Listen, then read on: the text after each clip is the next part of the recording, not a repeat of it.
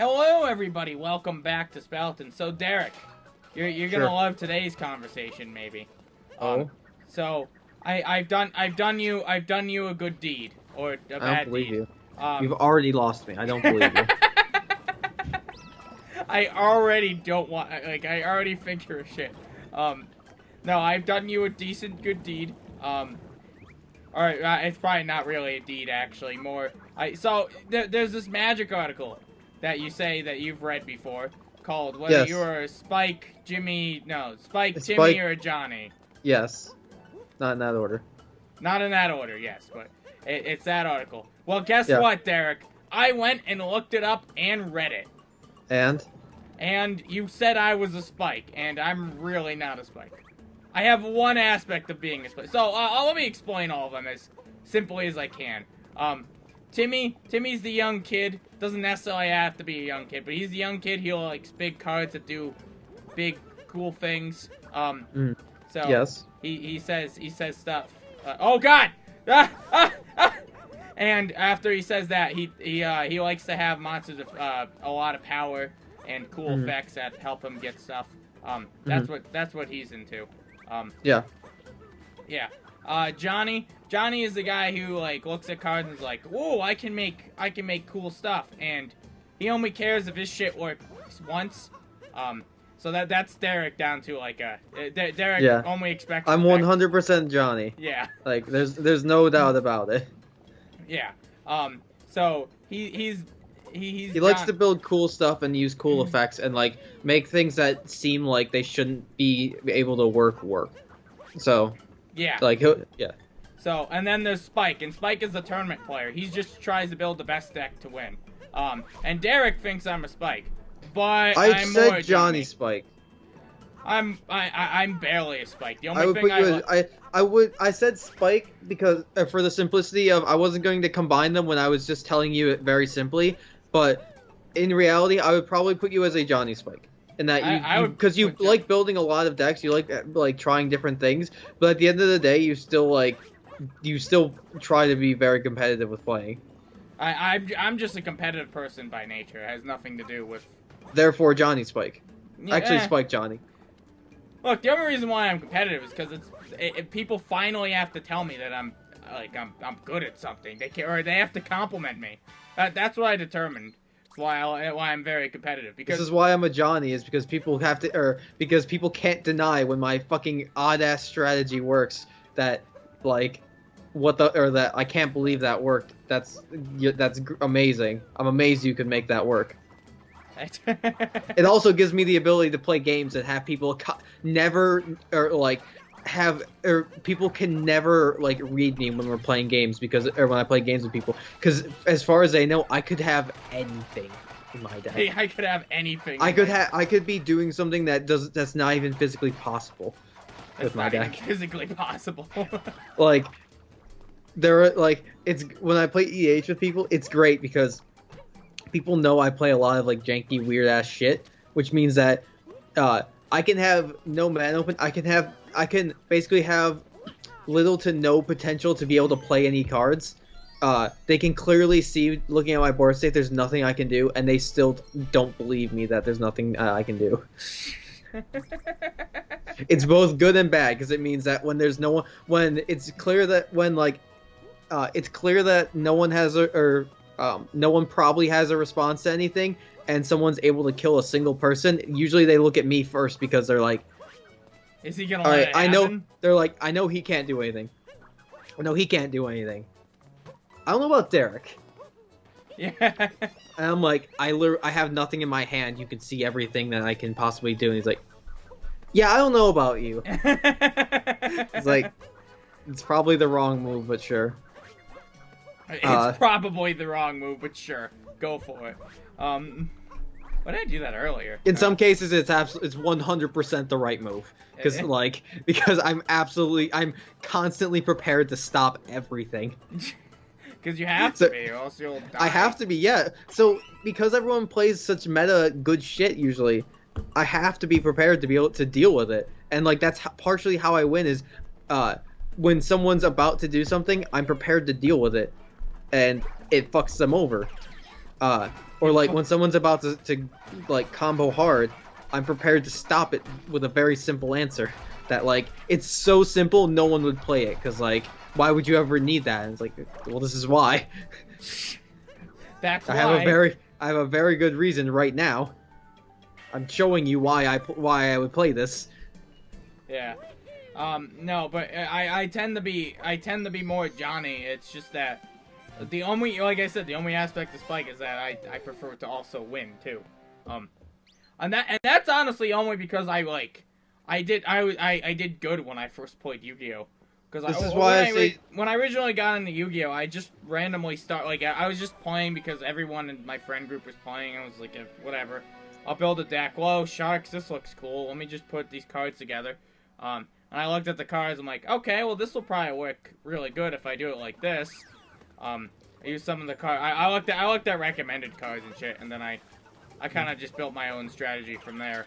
Because that's the only way to do it. This is why I would say Johnny Spike is because, like, you still, or like, you like to build a lot of different shit and like try different stuff. That being said, you still, or when you're still building, you're always going for like as strong as possible, regardless of how. But that's more Timmy than Spike. No, that's Spike because you're not building it strong as in like play or like check out this like I'm gonna use this archetype to get out Blue Eyes. You're like, I'm going to use this archetype and make it like very strong. Then I'm going to use this archetype. I'm also going to make that very strong. Though. It's not just power. Timmy uses effects. Timmy's more of a stompy thing though. He does use big effects, but like Timmy's using the rares that are worthless. That's pretty much how Timmy is going to play. He's going to use the cards that are of like better, that like if he's using something of a better rarity, it's because it's gonna be like a worthless card that like you just play to like stomp your opponent. Like he has no real good plan for getting it down, for playing that card. His plan is, I'm going to have this card in my deck and I might be able to play it later on. He's gonna have no plan for like accelerating the rate of playing that card. This is why there's a popular deck in Modern for Magic called Tron, which is basically there's a set of lands that when you have there's a set of three different lands. They have three different names. If you get all three of them down, they go from tapping for 1 mana each to like I think that you get a total of 7 between the three of them. The Tron is basically, I'm going to play these lands. I'm going to play big ass shit that's really good. Okay. Tron is very. It's the only deck I would classify as like a Timmy Spike deck. Spike deck. In that it's very good in tournaments, but at the end of the day, you're just like you're just ramping to play a big fucking card. That's literally what you're doing. So, Timmy Spike isn't like a term I think that's really ever used for people because it's very rare that it's a very rare set of circumstances. Rather, Johnny Spike is more like I like to try a lot of different things, but at the end of the day, I want to win. Well, very clearly, you're a Timmy Johnny then, because you use Jerry Beansman. Jerry Beansman is okay. He's the strongest 3-star, but Jerry Beansman is very different because at the end of the day, I don't want to win with that either. Timmy still wants to win. That's the thing with Timmy is he still wants to win. It's just he doesn't. It's just that he's gonna win, or like if Timmy's gonna win, he might like. Timmy's not gonna win against the Spike, and like he'll probably win. Like he's happy if he wins like 3 games or something like that. He wants to win a couple games, but like he's not like it's not gonna kill me if he loses more than he wins. At the end of the day, he just wants to play his big cards and have fun He wants to play his Blue Eyes and like stare at it while it's on the field, and then watch it immediately get and then he watches it immediately get trap holed by a Spike. That's how Timmy works. He either watches it get trap holed by a Spike, or he watches it get dragon capture jarred by a Johnny. A dragon capture jarred by a Johnny. Or he watches another Timmy play a Blue Eyes and give it like. Well, with the way Blue Eyes works, there's no like he can get it back easy. Blue Eyes is a Timmy Spike deck there. Like Blue Eyes and Dark Moon. Blue Eyes. I don't know, cause like. Why didn't you jump, I guess buddy? Maybe. What the? Why didn't you jump, Mario? You just did it twice. Just Jump, Mario, jump! If I had Jump, to tell, man! if I had I didn't mean to to do name, that. I didn't mean to if kill I had him. to like in terms of Yu-Gi-Oh, if I had to come up with a Timmy Spike deck, I would probably say Cyber Dragon is the most Timmy Spike deck because at the end of the it does have because like it's a deck that plays to like win into one shot, but at the end of the day your plan is just I'm going to take these Cyber Dragons, I'm going to get this very large Cyber Dragon, and I'm going to just like bash you once. Very large Cyber Dragon. That would be what I would call a Timmy Spike deck. Blue Eyes plays kind of, or because of like since they added so much support as of late, it plays very like Spike, I think. Yeah, but it also plays Timmy because it's meant to just get 3,000 attack dragons out. It depends on how you play it, because like at the end of the day, yeah, it does play Timmy. That being said, I think it's too complicated for Timmy to figure out how to play effectively. Hey, that means all Timmys. That's why they're Timmy Spikes, Derek. I said it's a Timmy Spike deck. It's not just Timmy. Yeah, I guess it could be a Timmy Spike deck. But like, there's a lot of things that try to get things that are like 3,000 or so. So like, I wouldn't just use numbers as a base for that. That being said, that's all they do is they're just a beater at that point. They're a strong beater. Yeah. That's Yu-Gi-Oh. And Magic. But all right, I finally got this shit back. Thank you.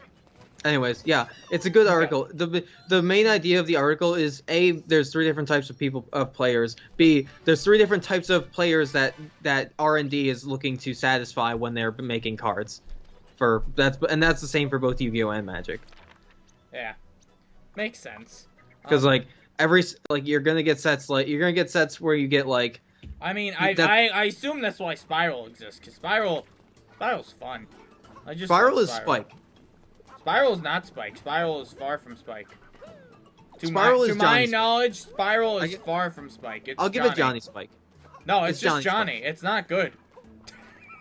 I know you think Spiral is good. Last I saw, Spiral wasn't as great as it could be. I believe it's gotten more support lately, and I've heard from other people Spiral is very good. Really? That's what I've heard from like chatter at Millennium. Really? I don't know. Huh. After having seen Spiral, I would peg it as Johnny Spike in that, depending on how you build it. It also depends on how you build it, because like you could build it if you're building it to basically manipulate your opponent's deck so they never get to do anything, or to like so you can they can never do anything. And works.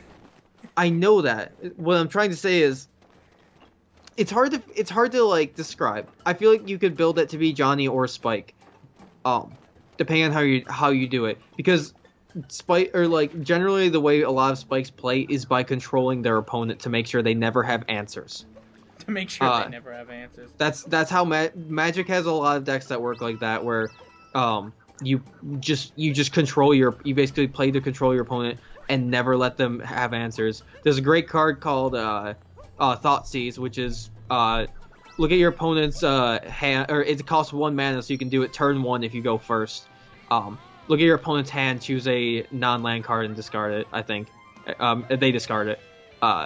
You lose 2 life. But the idea is basically you immediately remove one of their answers/combat or answers/combo pieces. Answers/combo pieces. I don't even know if it's non-land. It might just be a card. Just might be a card. So like you can choose anything in there. That's a really strong effect though. Turn 1. Yeah. Looking at your So like, control. That's why I think Spiral is so Spike, is because that's a very Spike strategy, is to just control your opponent and control your opponent's deck in hand and never let them play anything, or never let them have anything that is an answer to what you're doing. Prohibition. Yeah. Prohibition. So that. If you have a chance to so do you have a way of looking at your opponent's hand at all? Spiral? No, because it's not in mine, because like it's not good enough. Is the essential reason why I don't have it. It's just if I get that card, it's only so useful when you can figure out what they have when pretty much just by because most people just play Spike or just build decks they see, like very few people experiment in Yu-Gi-Oh. Um, You have to know what they're playing is first though. So like what I'm thinking is No, first game, assuming you're at a tournament that doesn't have that doesn't like care about deck lists, like a lot of tournaments generally don't. If someone's playing something that's banned, usually someone will call a judge over. Generally though, like a lot of like local tournaments don't care about deck lists really. It's I actually have a kind of funny story about one of my friends who did a dumb thing because he's kind of not very smart when it comes to Magic. He spends an ungodly amount of money on Magic. It's disgusting actually, but he's not very good of a player. He's very much this is good, I'm going to buy it, and then plays it wrong, or doesn't know how to play it really, but when you don't have a deck list, Prohibition is something that you need to be able to see what they're doing first before you have any idea. You have no idea what they're playing until they play their first card. Well, that's the thing with Spiral, is that Spiral, the way... I guess Spiral, you can... I was gonna say, I guess you can probably look at their deck. You get to see some of their cards. So, like, you can... Once you see, like... it depends on what it is, but once you see, like, a few of the cards, you know what they're gonna be playing. Magic's the same way generally, unless you get local jank every so often. Like my modern deck, no one would ever figure out what the hell I'm actually doing if they looked at just by looking at the top couple cards. Right, like, right. No, they can see my hand and they have no idea what I'm doing. That's what I'm saying though. Is like not a lot of people like do that in Yu-Gi-Oh.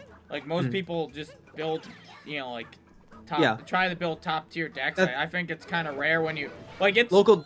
It's rare to see a Dynamist deck. I don't think... I think one person did run it. Some people do run some other decks for fun, but... How would you classify who, though? Like what I'm saying... Like, how do you... Or what makes you say that no one does local jank? What I mean by local jank is you go to your local card store and you play in a tournament and you play, like, this janky-ass deck you built, because... You don't have enough of an audience to do that? Meta decks are expensive, so... Like, if someone wanted to go play a Yu-Gi-Oh! Tournament, don't want to spend, like, $300 for a nice deck, you could you buy, like, you do what I do and you build cheap jank.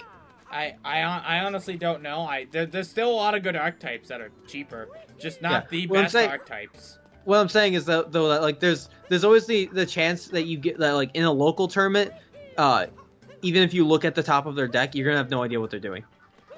Or you might misinterpret what I guess you could misinterpret it, but I guess you could get the same idea from their hand. So like until you play the first game, you have no Prohibition, or like you don't know what to name with Prohibition because you don't know what they could be doing. That being said, if you can get a look at their hand or looking at their hand as opposed to like a top like card or two, if you could take a look at their hand, then you probably can figure it out from there pretty easy. And if nothing best, or if nothing more, you can at least like what they're gonna have. Well, so. I have a lot of cards that let me see like the top 3 cards of the deck. One card just flips the decks over. I have a lot of shit like that, so that ends up working in my favor a lot. What I'm saying is though, is like seeing a single card might not tell you everything. No, I know that.